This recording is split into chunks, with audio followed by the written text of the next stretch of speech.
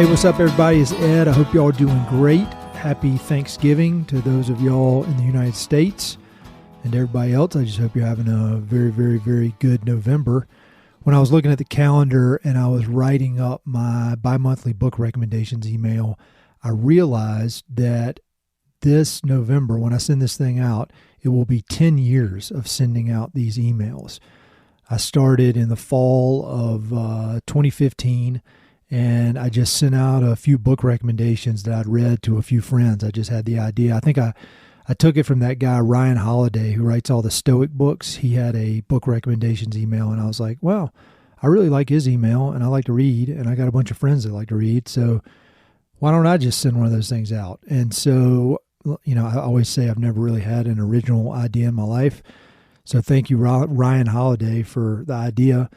And I put together some books that I'd read and sent it out to literally like 20, 30 friends, I think, and people that I thought liked reading, and they seemed to like it. And so 2 months later, I sent out another one and another one. And then I had to start using MailChimp because the list kept growing and growing and growing. And now, 10 years later, there's a ton of people on the list, and the thing is kind of taken on a life of its own. I've started getting all these books. Well, for many years now, I've been getting books in the mail from publishers and publicists and authors and all these really nice folks who are nice enough to send me their books. And so I'm sitting here in my shed right now and I'm looking around, and it's just insane. It's like wall-to-wall books, just piles and piles and piles of books, more books than I'll ever be able to read in my life. But they're all really good books written by really good people. And so it's pretty cool that I get to send out these book recommendations. And so for the 10-year anniversary, I figured I would combine it with the podcast, and I would give you a little more insight on the books that I'm recommending. So at the same time I'm going to publish this podcast, I'll be sending out that email. And so if you're on the email list and you want to listen to this, or you're not on the email list, but you listen to this, you can sign up and you can see the books I read. It's just a standard list like I normally do with 6, 7 books on it that I've read over the last 2 months that I thought people would recommend. And rather than just go through the exact recommendation as I have it written, I'm just going to kind of talk about why I like the books, because generally when I read a book, I have some sort of personal connection to them. It's always been that case, something that I'm interested in, something that pops up in my life that makes me want to read or learn more about it. And now a lot of the books I read are because of the podcast, because I get to talk to the authors. And so I always read the books before I talk to the authors, obviously, although a lot of people don't read the book, which is kind of interesting and weird.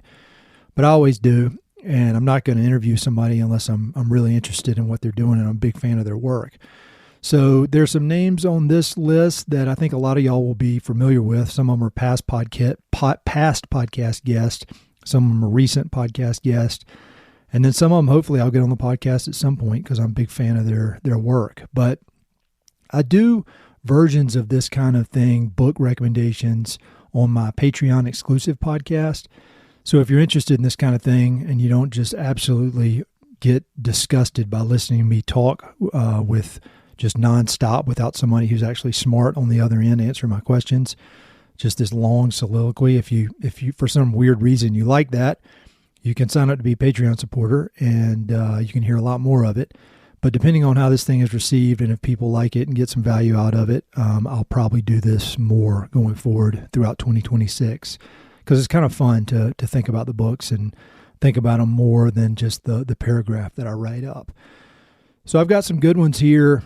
Again, I think sometimes people think I have some real strategy to my reading, or that I read about very specific subjects, and I wish I could say I do, but the reality is, unless it is a person that I'm going to be talking to on the podcast, the books that I read just kind of capture my attention. And I would say for every book that I finish, I probably don't finish 2 books. So I'll start reading one, kind of get bored, get distracted. And when that starts happening, I immediately quit reading it. Or not immediately, but pretty quickly quit reading it and move on to the next one. Because I found that I used to just get bogged down in these books, and I was like, I have to finish. And when I learned to kind of let it go and move on to the next one, that's when I was really able to start reading more books. And then the interesting thing is I found that sometimes if I read a book that I don't particularly connect with, and I put it down, and then 2 or 3 years later, I'll come back to it, and I love it. because I've got different life experiences, things have changed, I'm in a different mood, whatever. And all of a sudden a book that maybe didn't capture my attention a few years before, I really, really love it. So ultimately all this stuff is just kind of about my ADD mind and how it jumps around, and certain books capture my attention in certain moments. And so that is kind of how it works. And so if you got the email, you'll see the very first one on the list is by a past podcast guest, Peter Heller. And it's one of his novels, and it's called Burn. And I've recommended a lot of his books, the Dog Stars, The Painter, The River, tons of them. And I had Peter on the podcast before the pandemic, and I'm hoping he's going to come back on because I read Burn, and I just got another one in the mail from the publisher today that I hope to read. And so he's a great podcast guest, and he's just unbelievably nice and interesting guy. And so hopefully at some point in 2026, he'll be coming back on. But Burn is a very scary book, kind of like a lot of his books, like The Painter. I mean, the Dog Stars is super scary. And so I don't know if y'all have read The Dog Stars, but it's about this kind of post-apocalyptic story about a terrible pandemic had come through the United States and wiped everybody out, killed everybody, and there were just a few survivors left. And so when I read that book, I read it in the spring of 2019, and it was really scary, but I had this idea in my head, that's nothing to worry about. That's just too crazy. There's never going to be a pandemic. And then fast forward to exactly 1 year later, what do you know? A pandemic's coming down. And I purposely did not reach out to Peter because I could only imagine how many people who know him reached out and were like, hey, this is like the Dog Stars, or I hope it doesn't turn into the Dog Stars. I did not do that. And thankfully, COVID did not turn into a Dog Star scenario, but it was pretty scary. And so this book, Burn, is about these two guys who are out there. They're like in their 30s, I think, and they are lifelong friends. Every year they go on a hunting trip in the Northeast. And so they go out on this wilderness hunting trip for like a week. They go into the woods, go hunting, and then they are finished with the hunting trip and they kind of hike into this town. When they get to the town, the whole thing is just burned down to the ground. Nobody's in there. They find a few dead bodies, and it's very clear that something crazy has happened. And so over the course of the book, they find out that there was some sort of insurrection. And they're never quite clear on exactly what happened, but basically there was an insurrection where a certain group of the country decided they were going to kind of succeed from the United States, and then the United States comes in and lays down the law and really retaliates in a very violent way. And so it's the story of these guys trying to figure out what happened. They meet some people along the way. They meet a certain person they've got to help. It's very kind of dark and mysterious, but also just beautiful writing, as is the case with everything Peter Heller does. I often say that he's one of my favorite fishing writers. He writes so well about fly fishing, and if you've read any of his books, that's a big part of them. It's not a big part of this one, but he is Peter. If you listen to that podcast, he was a poet, and he's a very, very skilled poet. He went to the Iowa Writers Workshop, I believe, for poetry. And so he's kind of a very multifaceted author. He writes poetry. Before he started writing novels, he was an Adventure Outside magazine type writer. He wrote a bunch of adventure books, wrote a great book called Kook about learning how to surf. But then in his early 50s, started writing novels, and they really caught on, and he's done very, very well with that. And so this is one of the newer ones that he did. But it's one of these books that you're going to read it and you're going to think, oh man, that's kind of scary. What if that actually happened? And if you, like me, all of a sudden, if you stare at the news or let internet news in your brain, you start thinking, man, we might not be far off from some sort of massive, large-scale insurrection, and you wonder how that would play out. And this is a very clear example of how it could play out. So it is it's one of these books, and I said in the write-up that if you think about it, in my opinion at least, novels, the whole point of it is they're supposed to make you feel something, whether that is, you feel like whenever I read a Wendell Berry book, I just feel so overwhelmed by the goodness of humanity. And in this case, it's kind of on the opposite end of the spectrum, but it really makes you think. And it makes you think about where we are as a country, where things could go. I start thinking about what would I do in a situation like that. But for a pretty easy to read, quick, action-packed novel, it's one that has stuck around in my head for quite a while, and I think about it a lot. And so if you're a fan of Peter Heller and you've enjoyed Dog Stars, Painter, The River, all those kind of books, I highly recommend this one. Very, very good. It's classic Peter Heller. I think you'll really, really love it.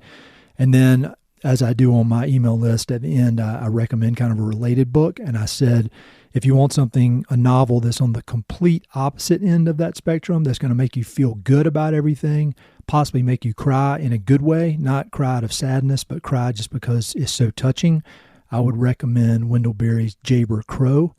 And Jayber Crow is, right now, it's in the top 2 novels I've ever read. It might be number 1, but I always have to let that stuff kind of settle in my head for many, many years before I can proclaim that it's my favorite novel ever. But it is pretty good, and I'm probably going to read it again, and I've recommended it over and over and over to folks. I just text one of my friends about it the other day and recommended it to him. So I would put both of those on your list, Burn by Peter Heller and Jayber Crow by Wendell Berry. So the next one on the list, if you listen to the podcast, you're probably familiar with it because it was the most recent episode before this one, is called The Way Out, A True Story of Survival in the Heart of the Rockies by my buddy Devon O'Neil. And so Devon is a long time journalist, Outside Magazine, Men's Journal, adventure writer. He's a really hardcore athlete. He lives near Breckenridge, up in Summit County, Colorado, big-time backcountry skier. And he's written a lot about avalanches, about accidents in the backcountry. And he came across this story. And the basic idea of the book is there were these 3 different families that went on a backcountry hut trip up near Leadville, Colorado. Supposed to be a pretty mellow, chill, family, fun weekend, skin up to the hut, spend the night in the hut, and, eat good food and go out and do some pretty mellow backcountry skiing during the day. But they get up there and a storm's coming that they're not really aware of, and 2 of the people that are involved go out just for a quick run. They say, you want to ski a lap. And they go off not well prepared. They don't have food. They're not dressed properly, but they just think, hey, we're just going out for 30 minutes. Next thing you know, these 2 folks get lost, and it turns into this long overnight into the next day survival story where one of the people makes it out and another one dies. And all these folks that were on the trip, they all lived in Salida, which is down at the south end of that valley, all from very close-knit families. And so it is the story of the actual tragedy and the survival story, followed by the story of the town of Salida and how they came to grips with this terrible tragedy, because all the families are kind of intertwined. And Devon really is like the perfect person to write this story, because he is he's lived in the mountains and in a close-knit mountain town of Breckenridge for over 20 years now. And he's very much a part of his mountain community, and he does a lot of high risk outdoor sports. And he's, had loved ones who have gotten caught in avalanches. He's come very close to getting caught in an avalanche. So he's wrestled with a lot of these questions that he examines in the book. And so the book is this kind of survival story and this wild tale that is very similar to something you'd read like Krakauer, Into the Wild, or Into Thin Air. It also reminds me a lot of Sebastian Junger's writing with Perfect Storm. But Devon, so the first 2 parts are really about what happened. And then the third part of the book is about how we, as people who love the outdoors and who love doing outdoor sports, how do we evaluate risk, and how do we kind of square it up in our heads that, yes, we're going out, we love these mountain sports, we love being outdoors, but there's no way around it. It's dangerous. And even the most kind of innocent little trip into the backcountry can go very, very bad very, very quickly. And so it's part adventure tale, part survival tale, and then part kind of meditation on risk in the outdoors and how do we square it all up in our brains. And so I think it is one of these books that if you enjoy doing anything outdoors, whether it's on boats, near the coast, surfing, skiing, hiking, running, any of the kind of stuff that you can do it for fun and do it, very low key, or go very, very hardcore, there's always risk involved. And after I published that podcast, I got several texts from friends of mine who said how much they appreciated Devon's perspective on that, because they've been wrestling with a lot of those questions themselves. One of my buddies, who's he's a pretty hardcore road biker, he texted me and said, he's been really struggling with that because road biking is dangerous. I think it's getting more and more dangerous as people are more distracted playing around on their phones. I used to love road biking. I used to do triathlons. That was like all I did before I moved out west. And I don't do it anymore now because I feel like it's so dangerous. And so he was trying to get that straight in his head. And I think it all gets taken up several notches, at least it did for me, when I had kids, because all of a sudden, or first of all, when you get married, and then second of all, when you have kids, because all of a sudden there are all these other people that are depending on you. And if you got seriously injured or even worse, killed, obviously it'd be very bad, but for you for dying, or for me for dying, but it would be a lot worse on all the people that depend on me. So if you're just looking for a really good book to read, something that you're going to really crank through, I think I read it in 3 days. It was awesome. This is the book. But also, if you're the kind of person who thinks about risk in the outdoors, tries to figure out what is the right way to approach this stuff, I think this book will really, really help you get your head around ways to think about it. And in the end, there's really no answer. There's always going to be risk, but there's risk in getting in the car as well. So I thought it was a very fun book to read, and fun in that it's an action-packed, well-written adventure book, but it's also one that really, really, really kind of gets in your brain and rattles around for a while. So if you haven't listened to that podcast with Devon, I would definitely suggest it. And then next on the list, there are 2 books. So actually, the next 3 books I'm going to recommend are all in this category of the book on the surface. The book, you think it's about X, but it's actually about Y when you dig a little bit deeper. And so the next 2 books are Simple Fly Fishing and Pheasant Tail Simplicity by Yvon Chouinard, Craig Matthews, and Mauro Mazza. And if you heard my podcast interview with Yvon, you know a little bit about these books. But my history with fly fishing, I enjoy fishing, but I'm not obsessed with it. I think of fishing as being kind of a supplemental activity for me. I'll go out and do something, go camping or go backpacking or spend a day up in the mountains running. And then at the end of the day, I'll get my fly rod and try to catch a few fish. It's not just an obsession like it is for a lot of folks. And like so many people my age, I'm in my late 40s, which is crazy. I'm turning 48 in a week or in 2 weeks. And I got obsessed with fly fishing living in eastern North Carolina when I saw a river runs through it when it came out in the early 90s. I saw Brad Pitt out there slinging that fly rod around. I was like, man, that looks cool. I want to learn how to do that. So I saved up some of my money and ordered a fly rod from LL Bean and started fishing in the mighty Tar River that runs through Tarboro, North Carolina, where I grew up. And I really, really love fly fishing, but to be honest, I got kind of down on it over the years because when I moved out west, so I was selling ranches to these super wealthy people who were obsessed with fly fishing.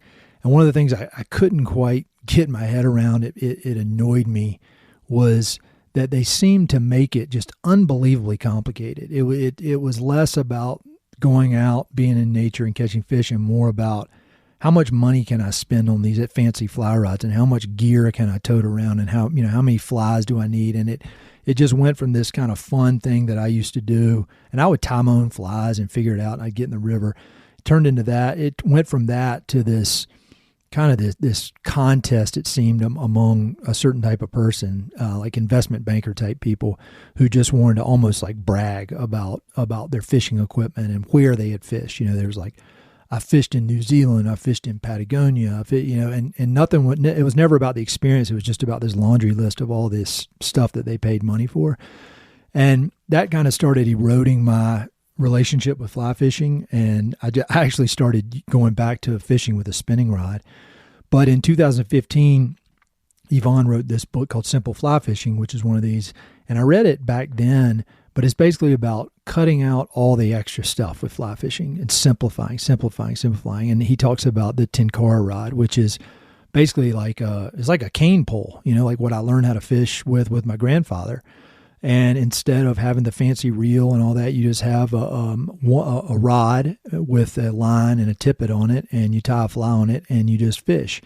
And with Yvon and if you've paid attention to everything he does and everything he preaches, it's all about how do you make things as simple as possible. And in some ways, or in almost every way, the simpler you can get it, the more skilled you have to be to really be good at it. And by putting these constraints on your activities, it forces you to be more creative and forces you to get better at it. And so I started thinking about fly fishing more in those terms again. I started picking it back up and really enjoying it because I was just focused on pretty much everything except the gear. Focused on the bugs, focused on the river, focused on being out there, really just enjoying the simplicity of it while also trying to catch fish. And I actually got better as a fisherman by doing that. I'm still not any good. But Simple Fly Fishing is really the first book in this series. And I reread it for my interview with Yvon. And if you are interested in fly fishing, but like me, you kind of are overwhelmed by how complicated it seems to be. And it seems like maybe it's just a sport for super wealthy people or people, maybe even people that have too much time on their hands and have time to just, go through thousands of flies and all this kind of stuff. That's not me in either category. And so I think the way Yvon said it was that when you go simple with fly fishing, it democratizes the sport.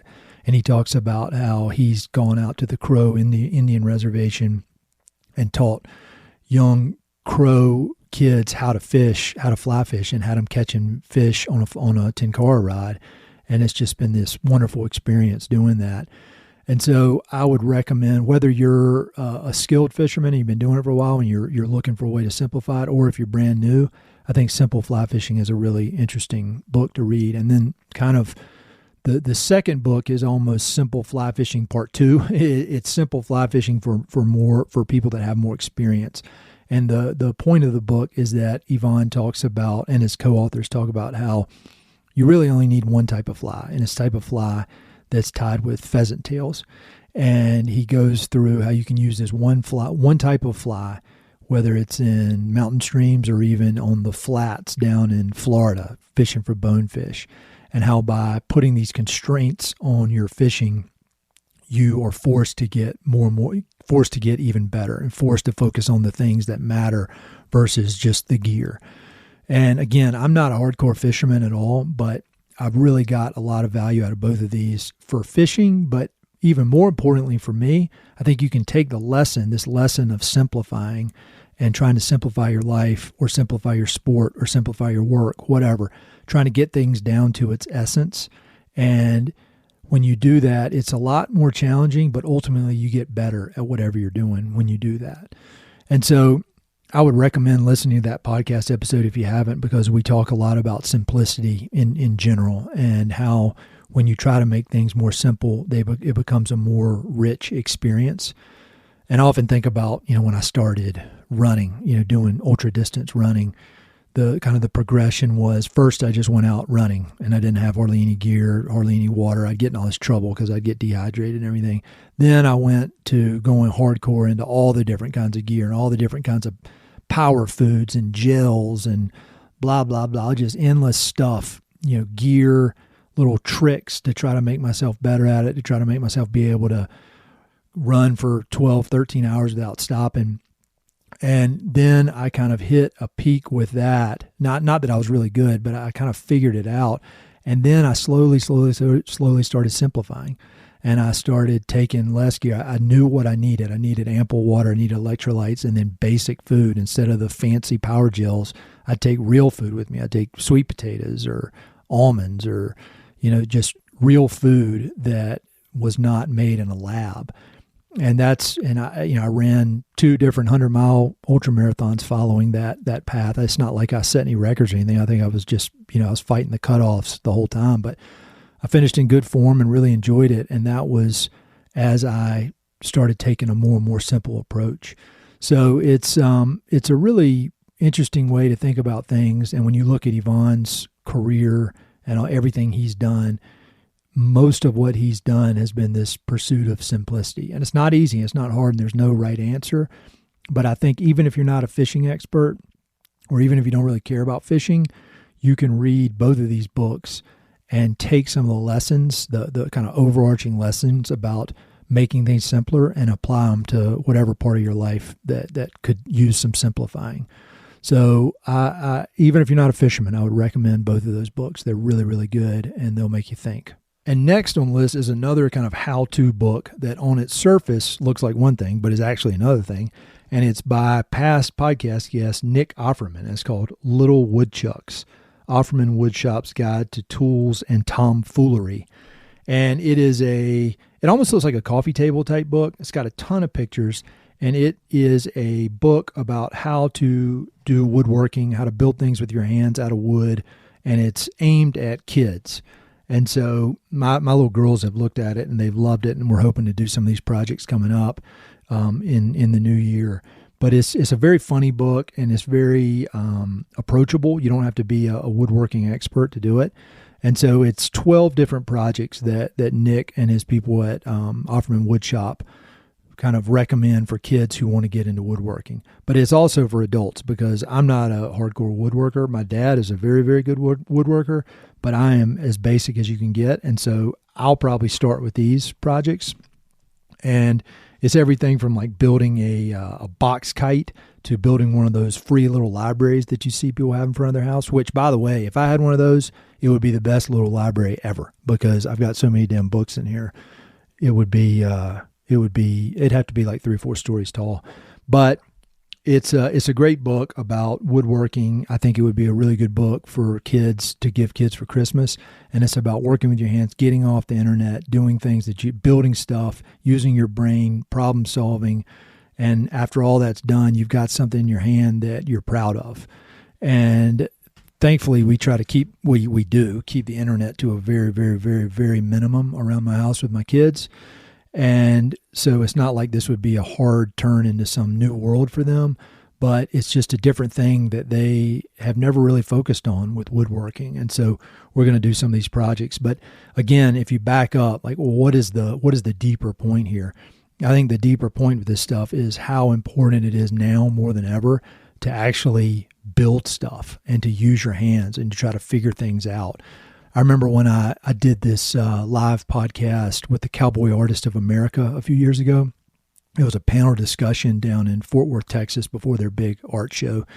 And one of the panelists was talking about creating an art. He said something like, there's this desire among people to get back to basics now. And he kept talking about people want to get back to wood and leather. And at the time, when he said it, it just kind of went in one ear and out the other. But that is often something I think about you can hold it in your hands. It's real. It's not computer made. It's not made out of plastic. And that's what this book really, really talks about, is just getting in there and trying to do stuff and not just being an observer, as is so easy to do when you're playing around on the internet.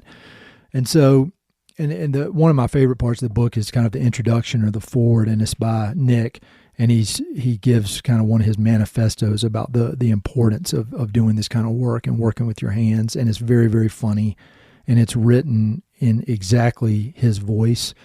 And it's just, there's a lot of wisdom packed in there. So it's one of these kind of books that you read it, you think it's about one thing, and then you walk away with all these other lessons as you can apply to other parts of your life. So both the fly fishing books I mentioned and then this woodworking book are very, very useful for what they are advertised to be, but I think they're even more useful as a way to think about philosophies for how you want to live, or how you want to raise your kids, or the types of hobbies you want to do, how you want to spend your time. So really appreciate Mr. Offerman sending me this book. And seriously, if you have kids, I think it would, or you got nieces or nephews or something like that, I think it would be a great gift for them.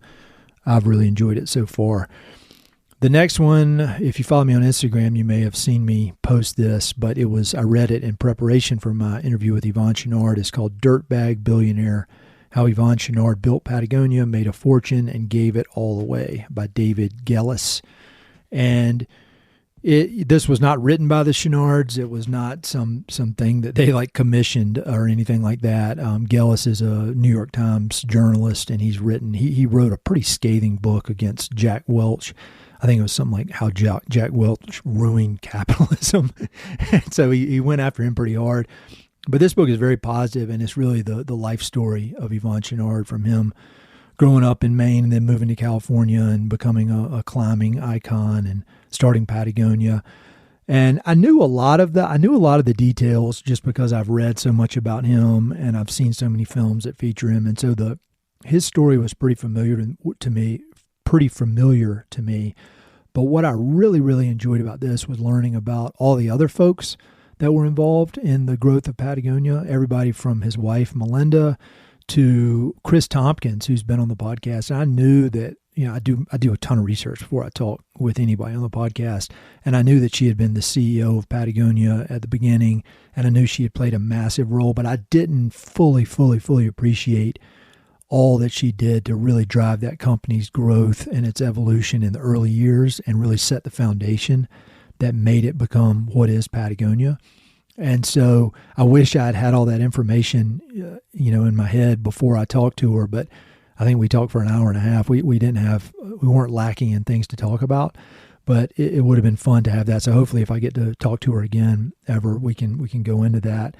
The other thing that I really liked about this book is that it made it clear that Yvon and Patagonia and that entire crew, that they're not at all, saints or anything like that. They're not superheroes. They're humans just like us.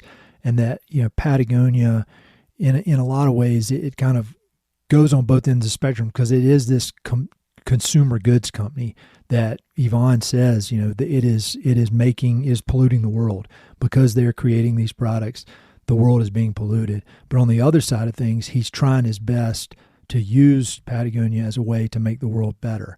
And so it made me feel good, because a lot of times I think now people, if there's anything that's not just perfectly clean, perfectly simple, if somebody's 100% good or they're 100% bad, and this showed the complexity and just how complicated it is when you're building and running a company of that size that is doing harm to the environment, as all companies do, but also trying to make it a little bit better.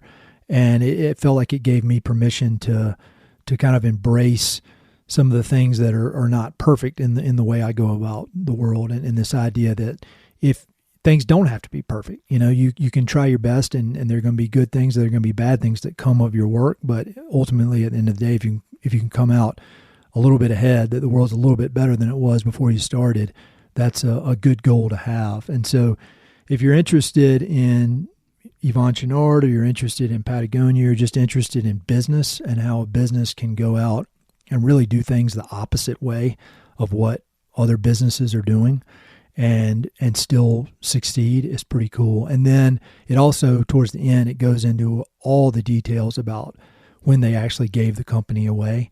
Chouinard got put on the list with the billionaires, and it infuriated him. And he was like, I got to get off that list. I don't want to be associated with these people. And so they figured out a way where they could basically put the company in a trust, and the company, all profits from the company go to supporting environmental causes. And so I thought it was a really fair and a really positive yet fair yet clear-eyed look at everything about Patagonia and its whole growth. And it was really cool for me personally, just because I've talked to so many people that have been associated with Patagonia in those early days, like Chris, and then Rick Ridgway, who's been on the podcast, Vincent Stanley, who's been on the podcast. And it was just really, really fun to kind of get the full story in about 350 pages. So if you're interested in any of that, interested in just really good business stories, I would recommend it. And on the opposite end of the spectrum, somebody who was really only concerned with making as much money as possible, and I'm not saying it's a bad dude or anything, it's just different priorities. You can read Phil Knight's book called Shoe Dog about the invention of Nike. I've read tons of business memoirs, tons of biographies. I love books about business people, and I think Shoe Dog is probably the best one I've ever read. I definitely, as a person, I identify more with Yvon Chouinard and kind of the ethos of Patagonia than I do Nike, but I'm wearing Nikes right now, and I've always loved Nike, and it's just really, really interesting to see how he built that business, and then it's even more interesting to read the two books together and compare and contrast how they did it, because ultimately, Phil Knight, the whole, he takes it, the book goes up until he takes it public, and he's kind of teetering on the edge of financial insolvency for years and years and years, and then he takes it public and he's a multi-billionaire overnight, and then the book ends. So two different approaches to business, both very, very interesting, both very successful by standard American terms. And so I think if you're interested in any of those, I would recommend both of those books. The next one is about another business we all know about. We talked about Nike, we talked about Patagonia, and now we're going to talk about Apple Computers, your old iPhone. And so this book is called Apple in China, The Capture of the World's Greatest Company by Patrick McGee. And I heard an interview, or I heard something mentioned about this book on NPR, and I just put it on hold at the library. It took me forever to get it. And I got it and I picked it up, and it's pretty thick. And I started reading it, and I was like, I don't know if I'm going to be interested in this, because it's really about the manufacturing of Apple products and how the early days of Steve Jobs and all those guys, and then how they started manufacturing these things. And they had to take it offshore, and they started manufacturing all these different Asian countries, and I think, some different European countries. But over time, they started doing more and more and more in China. And it's really a lot about how China figured out how to make it extremely lucrative for them to manufacture these things in China. And it's also a testament to how patient and smart and strategic China is, particularly just a few different manufacturers who figured out a way to work with Apple and entice them to come over there. And it's pretty complicated, and it goes into all these details about operations and global supply chains. And I say in the email that I just sent out that when I was in business school getting my MBA, my least favorite class by a long shot, no question, was operations. And it was all, they forced us the first year, you had to take all, kind of a wide range of classes before you actually zoned in on what your concentration would be. And so I had to take a few of these operation classes, and they kept talking about stuff like Six Sigma. They were talking about you can get your black belt in Six Sigma and lean manufacturing and blah, blah, blah, blah, blah. And it just wouldn't stay in my brain. I barely made it through that class. But this is a lot about that, and it's a lot more interesting than the stuff I was learning. But the main part of the story is that China somehow convinced Apple to move their manufacturing over there, and then Apple would basically pay for and build all the factories that China would use and give it to them. And so China just went from that, in the 90s, China was not this economic powerhouse that they are now. And the book, the hypothesis of the book is that Apple basically was the biggest economic stimulus package for China that you could ever imagine. Billions and billions, hundreds of billions of dollars being sent over there to build this manufacturing infrastructure, to train the employees, to really take them from a country that was struggling financially to an absolute powerhouse. And now Apple is kind of stuck over there. They don't really have a choice. They can't really get out. So they've got this relationship where they each are depending on each other. And if anything, Apple is more dependent on China now than China is on Apple. So it's, I was telling my wife about it. I was talking about it. I was like, I think one thing that some of these other countries have that America doesn't have is just this level of patience. And China was able to just be patient, and wait, and slowly and strategically follow this plan. And you fast forward a few decades, and now they're the manufacturing superpower of the world, and everybody is kind of beholden to them for all these cheap goods that we're so used to getting. They're all manufactured in China. In a lot of ways, we can thank Apple for that. I make a little smart mouth comment at the end of the paragraph where I say, now that Apple has successfully funded the economic development of China, maybe they can dump a couple $100 million into the United States, into our public schools or our healthcare system, and try to get that working real good, because they managed to pull China out of poverty. So it's a really cool book. that is a lot more interesting than you would think it would be. And it really gives you this kind of global perspective on manufacturing and how we got to where we are with all these cheap goods. How you can buy a TV, a 40-inch TV for $100. It's really, really crazy. Along those lines, if you're looking for another book that's crazy about business, this business force that is there kind of hiding in plain sight all the time, that's really kind of directing the way the world works. There's this book I read called When McKinsey Comes to Town, and it's about the consulting firm McKinsey and how they influence so much of how business works in the United States and the world, and some of their shadier practices. I feel bad talking bad about McKinsey because I know a bunch of people that work there, and I've had a lot of friends that work there, and everybody I ever know who has worked there is one of the smartest and really nicest people that I know, well-rounded. But McKinsey's done some kind of questionable stuff. Like the example you'll hear a lot about that McKinsey Comes to Town is they were working as a consultant for the FDA as the FDA was trying to figure out how do we deal with this painkiller opioid crisis that's happening. But at the same time, they're working for the painkiller company, helping them figure out how do you, quote, supercharge the sale of opioids to people in the United States.